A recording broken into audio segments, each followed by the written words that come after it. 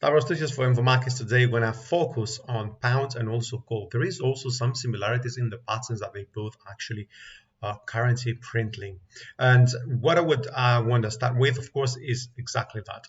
Look, this is called the running triangle. You got A, B, C, D, and E, because triangles contain actually 5 waves. So if indeed this is the case, and because we're moving so far to the upside impulsively, that might be the first wave to the upside, and we are missing 2 more upward legs for this move to the upside to potentially, of course, put an end.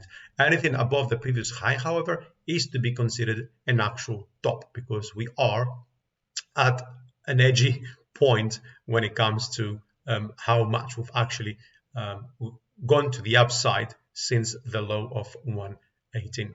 Now, the signal over here that we see on the RSI has probably played out already, okay? And we do see higher RSI and higher prices, which means there is no more divergence. There is a divergence, however, over here, which we can spot on that particular leg, which suggests that the triangle pattern that I have in mind might have already finished down here. Otherwise, we wouldn't see an actual divergence. Divergences appear when the triangle would be finished. If the triangle would not have finished, then we would probably see that convergence between the RSI and the prices. That means that there is potential for more upside, but it's limited to 125.44. However, the moment we go above that level, we are probably going to see another divergence signal to the downside, and that might be a better opportunity for prices to start correcting. Now, here's the key point though. Okay, to the downside, the invalidation is quite far at 123.86, and only if we fall below that level can we then look for 123.60, which is pretty much a triple bottom it will be, and then under there we are probably going to head towards the bottom of this channel. Okay, so 122.50, 123 perhaps might also be on the radar if, I repeat, we continue to fall below 123.86 and 123.60 in case there is a downward attempt before we go above the previous high. Now, when it comes to gold, and pay attention to these, we have the RSI signal over here as well, and we also have though the running triangle coming from here to here. You got 1, 2, 3, 4, and 5, as we said before. We need 5 waves. However, maybe this is turning into a 9-wave triangle, because sometimes, very rarely though, triangles have 9 waves. It would be 1, 2, 3, and 4, and 5, and then you would have something like 1, 2, 3, 4.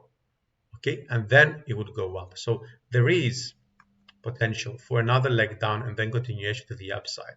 What we do see here, contrary to the pound, is that there is momentum divergence, but of the hidden variation.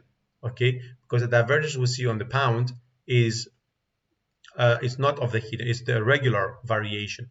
You might say, does it matter? Well, sometimes it does, because that suggests more downside. Something else that is important, not generally speaking, sometimes yes, but when we see that happening all the time, it becomes more important, is the rejection of the median line of this trend line. You've got 1, 2, 3, 4 rejections. So the other leg to the downside might also reject. Okay.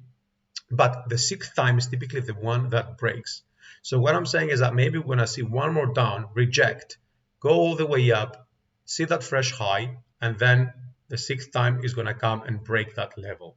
Okay, this is the price action that is expected to be seen here is fairly identical to the pound, but maybe the pound is going to be leading gold in this environment. This is what I'm saying. I think technically speaking, this is what it looks like. Okay, so the focus is on whether we break 209, 210, or in case we go lower down, if this median line can hold. If not, can we go below 1970? So between 210, 215, let's say, and 270, this is a very important range. And the breakout of either above or below that level is going to determine probably the medium-term outlook. So if we do lose that level, most probably there is no triangle here, and we are going to be aiming for 1950, then the low at 1930 and 27, and then of course the next level down will be the bottom of the channel. If we break the top low, we probably head up to around the 2035 or so, which we're going to see whether we might potentially have a head and shoulders pattern at play. If not, we continue higher, above 250, above 270, even perhaps to new record highs.